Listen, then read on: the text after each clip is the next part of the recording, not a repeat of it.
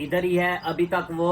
हमारा जो पंजाब है, पंजाब से बाहर नहीं गई। वो अभी कॉल आई है दोस्त की कि आपकी गाड़ी देखिए, हम वो गाड़ी इंशाल्लाह लेकर आए। चले बुला रहा था बंदूक वापरों को, आ जाते हैं, कैमरा बंद कर दे, बंद कर। चलो चलो।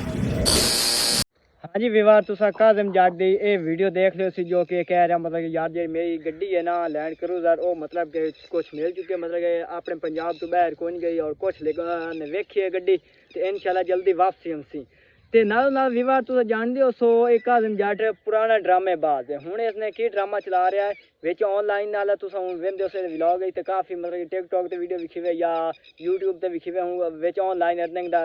मतलब कि नवा ड्रामा बनाई वदा ते नालों नाल तुस पहले जानते हो पहले ते पीरी दा रोला बनया रहा छोटा पीर जेड़ा एदा बेटा योदा रोला बनया रहा हट के ए प्रैंक दा रोला बनया रहा हट के हुण ये लैंड क्रूजर दा बन गया वेले मुंडे दा रोला बन गया ते हुण नया ड्रामा ऑनलाइन दा ही चला रहा ऑनलाइन अर्निंग वाला ते इंशाल्लाह विवार इस वीडियो में दसे सा क्या ड्रामा इन्हां दा क्या सीन है और क्या इन्हां दी गाड़ी अपनी आई या इन्हें किराए ते आंदी या क्या वो खरीदी है या कोई नहीं खरीदी के एक ड्रामा बनाए मिली है या कोई नहीं मिली इंशाल्लाह इस वीडियो एक दो मैं इस वीडियो चेक करी था तो मान जा सके एक ड्रामा की वजह हो को जिन्हें विवार तो इथों कर दे अपना व्लॉग स्टार्ट।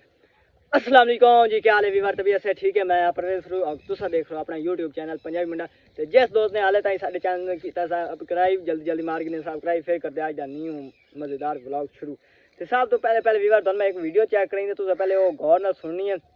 जिथे आदिल ते ध्यान कहता यार मेरे जेरे बंदे ना पहले कहते 17-18 मतलब कि हाँ वो कहते 8-9 मोड स्लो मोशन वीडियो दे ला लेंगे पहले तुम वीडियो ही ना जरूर चेक कर लो फिर उस बाद मैं दोनों एक वीडियो चेक करेंगे तुम अक्सर वाकई एक ड्रामा चलाई और भी बार कुछ नहीं सब तो पहले तुम जल्दी वीडियो चेक करो। कोई नहीं ਅਸੀਂ ਆ ਰਹੇ ਸੀ ਦੁੱਧ ਵਾਲੀਆਂ ਬੋਤਲਾਂ ਪੀਣ ਵਾਸਤੇ ਘਰੋਂ ਬਾਹਰ ਨਿਕਲੇ ਦੋ ਗੱਡੀਆਂ ਸੀ 17-18 8-9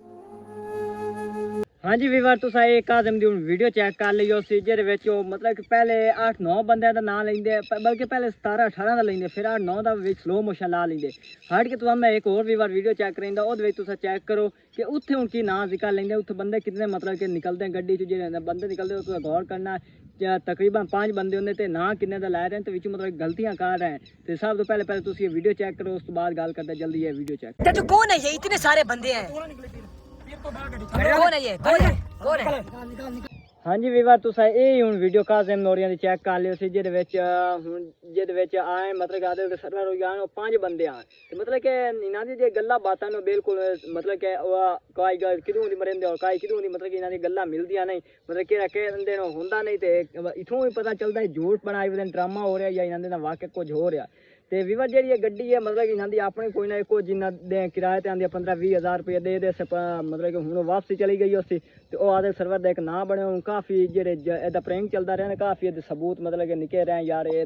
प्रैंक कोई नहीं ते जान बोझ के एक विवार ड्रामा कीती रहा तो इतना ही विवार करते अपने इतना ही वीडियो खत्म क्योंकि काफ़ी लंबी चौड़ी वीडियो हो जाती है वह मज़ा नहीं आता तो छोटी जी बनाओ छोटे जी एक दो सबूत दिखाओ तो अगर वीडियो लगी हो अच्छी जरूर बनना चैनल सब्सक्राइब वीडियो नहीं करना बिल्कुल लाइक तो इंशाल्लाह मिलता है अगले नवे व्लॉग तब तक दोस्तों करता हूँ अल्लाह फिर इंशाल्लाह मिलता है अगला भी तो मज़े वाला व्लॉग आने वाला तो करना वेट अल्लाह हाफिज़ अपना बहुत सारे रखे ख्याल तो ये जो लोग तो बच्चों अल्लाह हाफिज़ बाय बाय।